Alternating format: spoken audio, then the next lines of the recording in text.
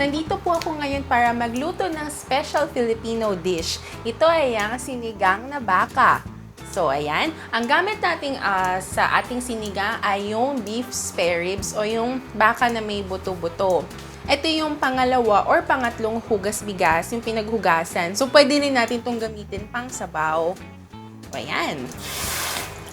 At pagkatapos, ilagay natin yung ating karne. So, ito, medyo napakuluan na natin siya ahead of time kasi medyo matagal magpalambot ng beef. At habang nagpapakulo tayo, lagyan na natin ng red onions and tomatoes. O, lagyan natin siya ng kamatis. Mas maraming kamatis at sibuyas, mas masarap ang sinigang. Pakukuluan po natin siya or palalambutin in 45 minutes. Ayan, takpan po natin at babalikan natin siya. So, paano malalaman kung malambot na yung ating beef? Either tusukin natin siya ng tinidor or ng kutsilyo. So, ayan. Kapag dumulas siya, ibig sabihin malambot na siya. So, ito, ayan, malambot na siya. So, ayan.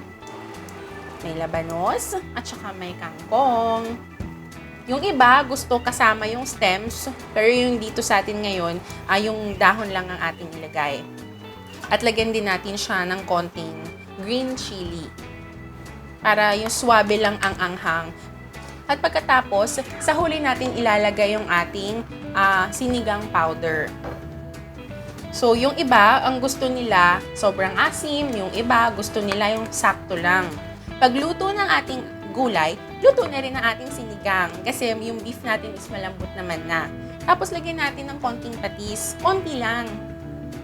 Hindi man kailangan marami. Tapos, konting-konting paminta. Kung gusto lang natin. Ako, I prefer na palaging may pepper ang pagkain. Ayan, luto na po ang ating gulay at ready na po natin siyang i-plate. Tapos, syempre, meron siyang patis on the side. At ito na po ang aking sinigang na baka.